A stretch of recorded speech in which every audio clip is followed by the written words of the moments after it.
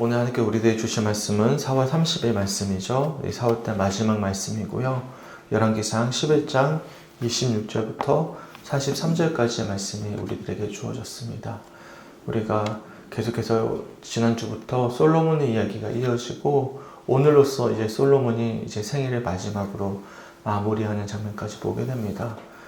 유중의 미라는 말이 있잖아요. 처음에 잘 이제 시작이 되지 못하더라도 마지막을 아름답게만 마무리하면 그 삶이 참 아름다워집니다. 그런데 아무리 첫인상이 좋다 하더라도 마지막이 좋지 못하면 그게 아름답지 못한 거잖아요. 제가 학창시절에 잘 웃었어요. 그러다 보니까 첫인상이 참 좋았나 봐요. 그래서 사람들이 아유 정한이는 참 첫인상이 좋다 그런 이야기 해주시거든요. 근데 그게 저는 더 부담이 됐어요. 항상. 왜냐하면 첫인상이 끝까지 좋아야 되는데 마지막에 가가지고 좋지 못하면 그게 더 좋지 못한 어떤 사람에 대한 인상을 남기기 때문에 그런 것이죠. 제가 잠깐 그런 말씀을 드린 이유가 사실 솔로몬이 그렇습니다. 보면 솔로몬의 마지막 장면 치적에 대해서 잠깐 소개를 해주는데 그에 대한 어떤 다른 수식어가 없어요. 그냥 40년 동안 치료했더라. 그리고 그 아들이 르호보암인데 그 아들이 왕위를 이었더라 하고 끝나버립니다. 하나님이 특별히 그를 향한 어떤 고백들이 남겨져 있지 않죠. 열왕기상 1장, 2장이 어떻게 시작되는지 혹시 기억하십니까? 다윗이 솔로몬 왕에게 길게 유언을 남기는 아름다운 어떤 시적인 표현으로 끝나거든요. 그러니까 다윗 왕의 마지막은 너무나 아름답게 표현이 되어져 있어요. 단순히 한 문장으로만 끝나지 않습니다. 그의 신앙의 유언들이 아들에게 전달되어지는 아름다운 말씀으로 쭉 이어지면서 다윗 왕의 생애가 마무리가 되는데 솔로몬은 그렇게 열왕기상 1장부터 화려하게 출발이 된 거예요. 아버지의 그 귀한 유언을 다 듣고 그 아버지의 사랑을 듬뿍 받고 축복을 받으면서 하나님께 지혜까지 받았잖아요. 그래서 초반부에 영원한 솔로몬에 대한 화려한 소식어가 붙어 있었으니까. 그런데 오늘 본문 보시면 마지막에 41절부터 43절까지 마지막입니다. 제가 한번 읽어드릴게요. 솔로몬의 남은 사적과 그의 행한 모든 일과 그의 지혜는 솔로몬의 실록에 기록되지 아니하였느냐. 솔로몬이 예루살렘에서 온 이스라엘을 다스린 날수가 40년이라. 솔로몬이 그의 조상들과 함께 자매 그의 아버지 다윗의 성읍에 장사되고 그의 아들 르호보암이 대신하여 왕이 되니라. 그 이상의 어떤 치적에 대해서 하나님이 더 형용사를 붙여놓지 않으십니다. 아주 담백하게 그냥 기록으로만 남겨놓고 그의 마지막 생애가 마무리가 됨을 우리들이 알 수가 있어요. 도리어 마지막은요, 누구와 조금 느낌이 비슷하다면 사울과도 좀 비슷합니다. 왜냐하면 사울이 누구를 죽이려고 혈안이 돼 있었죠? 다윗을 죽이려고 혈안이 돼 있었는데 오늘 본문 읽어보셔서 아시겠지만 솔로몬이 마지막에 누구를 죽이려고 혈안이 되어 있었죠? 여로보암을 죽이려고 혈안이 되어져 있었어요. 그래도 솔로몬은 복받은 거예요. 아버지 잘 만나서. 사울은 전쟁 중에 죽임을 당했지만 정말 비참하게 최후를 맞이했지만 그래도 솔로몬 아버지 잘 만나서 그래도 하나님께서 뭐라고 말씀하시죠? 내가 다윗 때문에 그 아들의 손에서 나라를 빼앗지는 않겠다라고 말씀하십니다. 이건 비참한 거예요. 솔로몬의 입장에서 본다면 최후가. 소망하게는 우리 모든 성축교회 성도들이 주님 앞에서 유중의 미를 거두었으면 좋겠습니다. 믿으십니까? 아멘. 마지막이 참 아름다우셨으면 좋겠어요. 제가 장례를 치를 때마다 그런 걸 참 많이 느낍니다. 장례 치를 때 참 아름답게 결실을 맺는 가정이 있는 반면에 도리어 장례를 치르고 나서 정말 좋지 못한 평가 속에서 사람들의 회자에 오르락 내리락 하는 그런 사람들의 모습을 볼 때면 이 세상에 하는 것도 참 중요하지만 마지막에 우리가 어떠한 결말을 맺는가는 참 중요한 것 같아요. 소망하기는 믿음의 유산을 다 남겨놓을 수 있는 우리 성축교회 성도들이 되었으면 좋겠습니다. 아멘. 이처럼 솔로몬의 마지막 생애를 우리가 보고 있는데 우리가 어제 말씀은 어떤 말씀이었죠?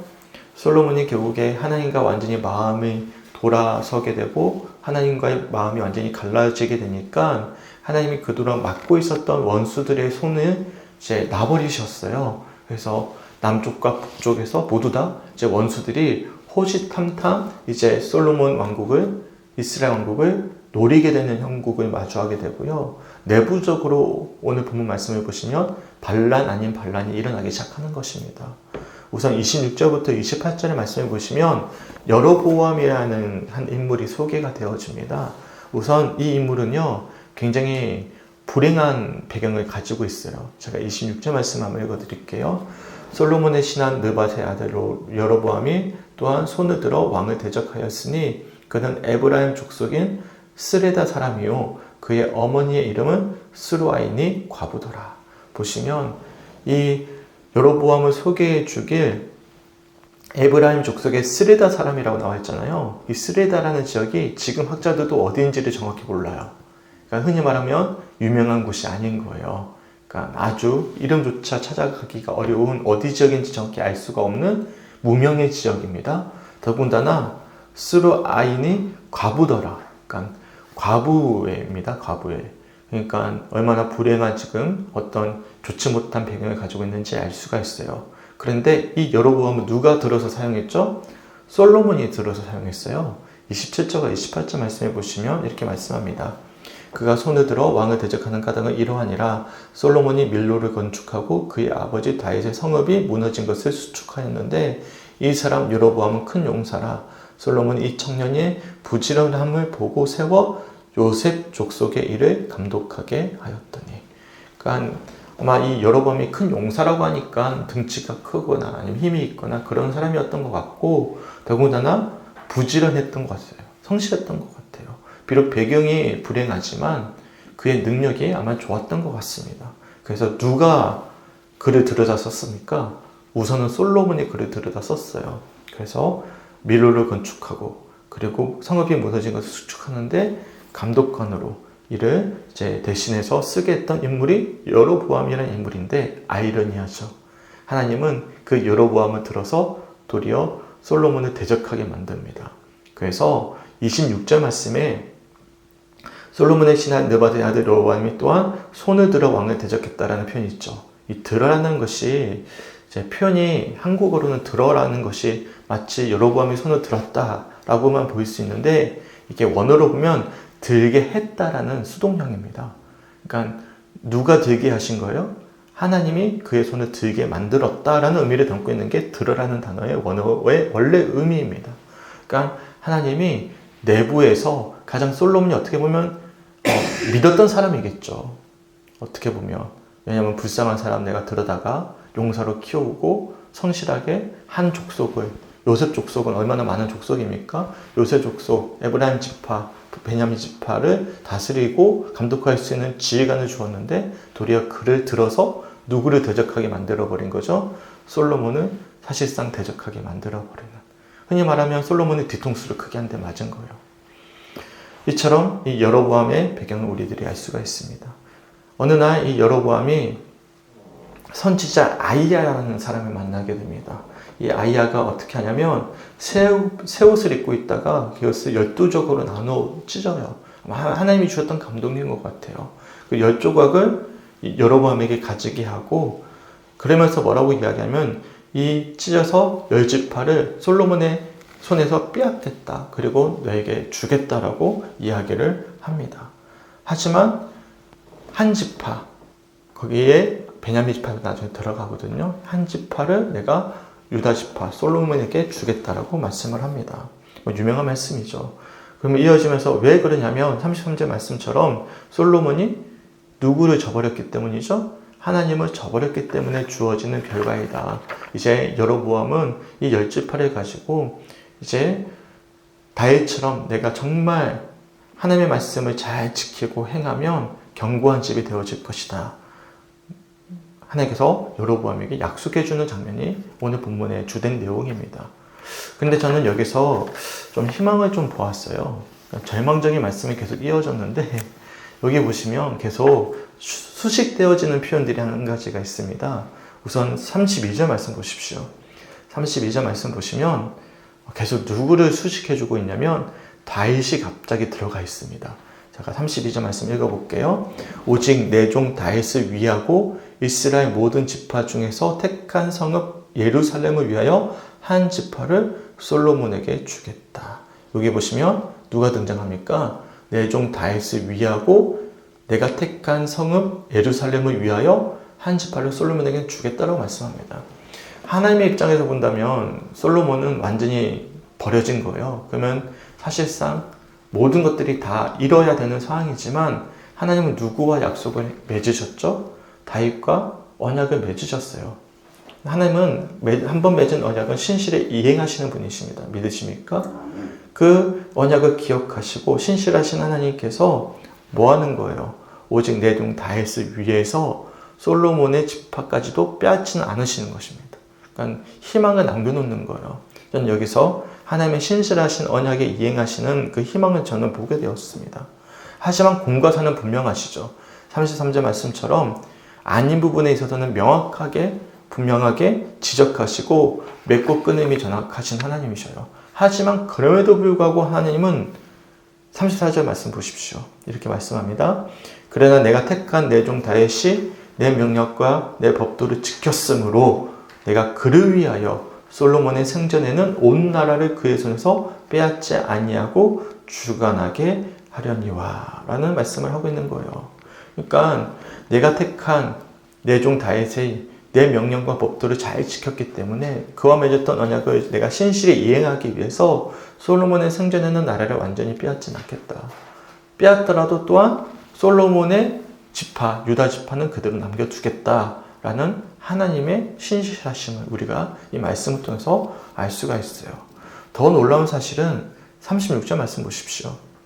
이렇게 말씀해요. 그의 아들에게는 내가 한 지파를 주어서 내가 거기에 내 이름을 두고자 하여 택한 성읍 예루살렘에서 내 종 다윗이 항상 내 앞에 등불을 가지고 있게 하리라. 하나님의 등불이 어디 있겠다라고 말씀하고 계시는 거예요. 내 종 다윗을 위하여 예루살렘에 있을 것이다 라고 약속하고 있는 거예요. 그래서 39절 말씀 보십시오. 39절에 이렇게 말씀해요. 내가 이로 말미암아 다윗의 자손을 기록게 할 것이나 영원히 하지는 아니하리라 하셨느니라 한지라. 다윗에 의해서 이것이 영원하지 않을 것이다. 희망의 등불이 예루살렘에 있을 것이다 라고 약속하고 있는 거예요. 그러니까 여러분에게 나머지 지파를 다 주겠지만 하나님이 맺었던 다윗과의 언약을 신실히 이행하시기 위해서 희망을 여전히 남겨두고 있음을 우리들이 알 수 있습니다. 여기서 너무나 누구와 대조가 됩니까? 그의 아들이었던 솔로몬과 너무나 대조가 되어버리는 거예요. 솔로몬은 화려하게 시작되어졌지만 그 끝은요 분열입니다. 그 아들 르호보암에게는요 뭘 물려줬습니까? 아버지와 똑같은 폭력적이고 자기 이기적인 그런 욕망만을 심겨줬기 때문에 르호보암이 나중에 우리가 내일 말씀부터 보겠지만 어떻게 하죠? 더 큰 토목공사를 일으키면서 완벽하게 나라를 갈라버리는 결정적인 역할을 해버리거든요. 근데 아버지 그 다윗은 어떤 역할을 하고 있는 거예요? 마지막까지도 하나님의 희망에 그 맺은 언약을 신실히 이행하실 수 있도록 그의 삶을 통해서 등불이 되어주고 있음을, 희망이 되어주고 있음을 우리들의 말씀을 통해 본다면 우리가 지금 이렇게 믿음 생활을 잘하고 있는 것이 하나님께는 얼마나 영광이요. 또한 앞으로 우리들의 미래에 있어서의 하나님의 어떠한 약속이 또한 계속해서 이행되어질지에 대한 희망임을 우리가 오늘 말씀을 통해서 묵상해 볼 수 있는 우리 성축교회 성도들이 되시길 주님의 이름으로 간절히 축원합니다. 아멘. 제가 여러 차례 한번 소개해드렸지만 저의 외할아버지는 감리교회 장로님이셨어요. 저는 본 적이 없습니다. 우리 어머니가 중3 때 외할아버지가 출근했던 그 회사에서 잠시 잠이 들었다가 제 연탄가스 예전에는 중독이 많았잖아요. 연탄가스 중독으로 돌아가셨어요. 근데 그때 저기 함안군 미산이라고 여기 성주로 치면 금수 같은데요. 거기에 있는 아주 작은 미산 감리교회를 사실상 거의 책임지다시피 하셨던 그런 장로님이셨어요. 지금 파수교회로 이름이 바뀌어 있더라고요. 지금도 있더라고요. 교회가 있는데 진짜 어려운 작은 시골 교회예요. 거기서 열심을 다해서 섬기셨던 장로님이셨어요. 근데 저는 제 신앙의 계보가 우리 친가는 전혀 없습니다. 완전한 불교 집안이고, 근데 제게 외할아버지의 그런 신앙의 열매들이 저는 지금 제때 맺혀지고 있다고 저는 생각을 합니다. 저는 어떤 기도 제목이 있을까요? 저희 아이들에게도 손주들에게도 이 믿음의 계보가 이어졌으면 좋겠다. 그러기 위해서 내가 정신 차려서 말씀 잘 보고 목회 잘하고 변질하지 않고 좋은 것을 물려줘야지. 요즘에 이제 주은이가 사춘기가 오더라고요. 사춘기가 왔어요. 이미 오기 시작했어요. 그러니까 제가 이제 조금 정신이 차려지더라고요. 그래서 주은이한테 이제는 상처 주지 말고 좋은 아버지의 모습을 보여야 목회자로도 상처받지 않겠구나 싶어서 요즘에 진짜 많이 인내하면서 특별히 주은이에게는 잘하려고 정말 잘하고 노력을 하고 있거든요. 왜냐하면 목회자 자녀가 완전 극과 극으로 나눠집니다. 아버지의 모습에 완전히 좋은 아이로 성장하든지 완전히 겉다리를 빠져버리든지. 그래서 제가 너무 잘 봤기 때문에 사춘기 들어선 주은이부터는 내가 이제 잘해야지 뭐 그런 생각도 들고 뭐 제가 별 이야기 지금 제가 다 하고 있는데요. 여하튼 오늘 말씀을 보면서 제가 좀 여러 가지 생각이 좀 많이 들더라고요. 근데 감사한 것은 절망적인 말씀이죠. 사실. 하지만 거기서 다윗의 이름이 계속 소개가 되어지는 희망을 보면서 저는 도리어 큰 은혜가 되고 도전이 되었습니다. 그게 제게 주어진 묵상이었어요. 특별히 어떤 부분이었냐면 36절 내 종 다윗이 항상 내 앞에 등불을 가지고 있게 하리라. 또한 39절 영원히 하지는 않겠다. 이 표현이 제게는 굉장히 희망스럽게 들려왔습니다. 우리 형님들은 오늘 말씀을 잠깐 한 5분 정도 묵상해 보셨는데 어떤 부분이 은혜가 되셨습니까? 네, 장로님. 39절인데 네. 영원히 하지는 아니하리라 했느니라 하니라. 괴롭게 하지만 영원히 하지는 아니할 것이라. 이 말은 아버지 다윗같이 솔로몬이 섬기지는 못하고 딴 신을 우상 숭배하고 이렇게 할 때 하나님이 보시기에 참 내 자식, 육의 자식이라도 내가 생각할 때는 참 떠나가고 이러면 진짜 택대로 참 솔로몬에게 참 마지막에 사망을 보고 참 그럴 때 그래도 영원히 하지는 않는다고 하지. 한국 맺은 우리 주님의 우리가 맺은 언약을 꼭 지키고 하신다 하는 거기서 다시 한번 상기시켜 주신 우리 주님께 감사하면서 이 말씀을 받습니다. 네네, 감사합니다. 저랑 비슷한 묵상이 되셨네요. 네, 감사합니다. 또 혹시 저는 42절에 40년이라는 단어가 나왔는데 그 화려한 솔로몬의 영화도 40년밖에 안 갔구나 하는 그런 마음이 들고 그러네요. 또 38절에 여로보암에게 내가 만일 내 명령을 모든 일에 순종하고 내 길로 행하고 내 눈에 합당한 일을 하며 내 종 다윗의 행한 가지고 쭉 해주시잖아, 이야기해 주시잖아. 이게 하나님의 열렬한 구애 같은 느낌이 들면서 너무 마음이 아픈 거예요. 그 하나님의 우리에 대한 사랑하심, 이거 솔로몬 때부터 다윗 때부터 계속 말씀해 주셨잖아요. 하나님의 그 우리를 향한 그 열렬한 구애하시는 그 모습, 우리가 뭔데 막 매달리는 것 같은 그런 마음도 막 드는 거예요. 이렇게 좀 해라고. 그리고 하나님의 마음이 느껴져서 마음이 굉장히 좀 답하고 짠하고 그 사랑하심에 정말 감사합니다. 네, 맞아요. 네, 이 표현은 계속 등장합니다. 하나님이 구애하는 거죠. 우리가 뭔데. 네, 근데 여로보암은 그 구애를 철저하게 외면하고 또 이어지는 말씀이죠. 참 귀한 또 묵상을 해주셔서 너무 감사하고요. 혹시 또 있으신가요? 오늘 말씀 보면서 받은 부분이. 네, 네. 38절의 말씀이 순종하고 내 길로 행하지 않는 합당한 일을 하면 좀 다시 행한 것이 한다는데 저는 순종하지 못해가지고 이렇게까지 왔나 이런 마음도 있고 또 다시 자신에게 괴롭힘을 하니까 할 때 여전히 희망이 보인다고 할 때 나도 앞으로 희망이 있구나 그 생각이 들어요. 아름답게 살자. 아멘. 네. 마지막 날까지 끝까지 마지막까지 아름답게 살아보자. 네, 아멘입니다. 어제 한 성도님을 만나서 좀 오랫동안 좀 신방을 했어요. 둘이 만나서 커피숍에 만나서 차를 마시면서 한동안은 과거에 지나왔던 회화를 저에게 쭉 이야기를 해주시더라고요. 네, 딱 한마디 해줬습니다. 앞으로가 중요하다고. 앞으로가 중요하다고. 어차피 우리 집사님 말씀처럼 길어야 40년의 영화입니다. 앞으로가 중요하다고 이렇게 격려해주고 이렇게 헤어졌는데요. 우리 권사님 앞으로 우리 열심히 잘 믿어봅시다.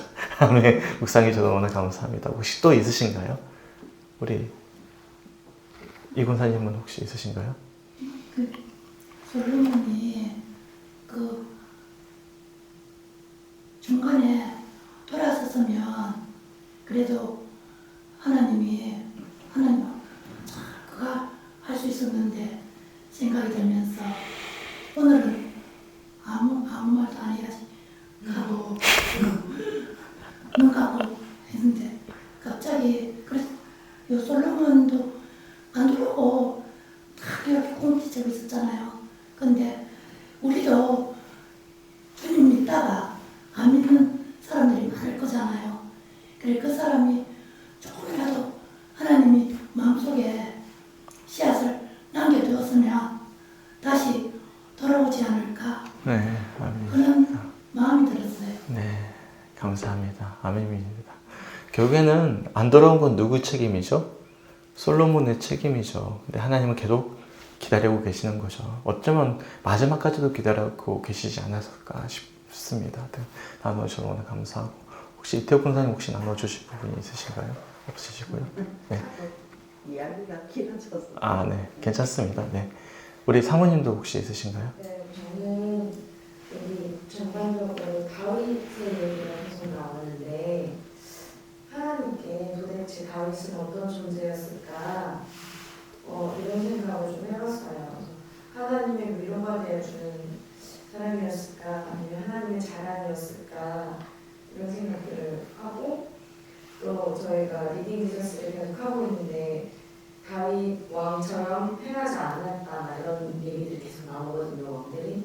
그래서 하나님이 우리가 세워져 있기를 바라는 모든 척도가 되는 존재겠다 이런 마음들이 들어서 저희가 다윗이 하나님 앞에 행했던 것 그리고 그 마음들 그리고 하나님을 어떻게 살아가는지 이것들을 조금 더 배우고 싶다는 그런 마음이 네, 감사합니다.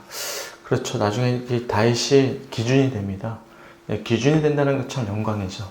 하나님이 다윗처럼 되는 너희를 통해서 축복해 줄게. 너 다윗처럼 안 했기 때문에 혼나야 돼. 이 다윗이 나중에 이 다윗의 인물을 계속 이야기하는 이유가 있어요. 누구를 예표하기 때문에 그렇습니까? 예수 그리스도입니다. 네, 다윗 때문이 아니라 이거는 다윗 언약이 이제는 예레미야 언약으로 그리고 나중에 새 언약으로 이게 이어지거든요. 언약 계보로 이어집니다. 그러니까 다윗에 우리가 주목해 볼 수 있겠지만 이 다윗을 통해서 누구를 우리가 소망해야 되냐면 예수 그리스도를 소망해야 되는 것이 이제 원래 신학적인 배경 속에서 이야기해 줄 수 있는 언약의 계보입니다. 이거는 한 가지는 소개해 드릴게요. 왜냐하면 우리가 또 사람에 대한 어떤 포커스가 맞춰질 수 있거든요. 그러니까 이 뒤에 이어지는 다윗과 같이 되어져야 된다는 것은 우리가 신학적으로 볼 때면 예수 그리스도를 예표하고 있구나라고 우리가 보시면 될 것 같아요.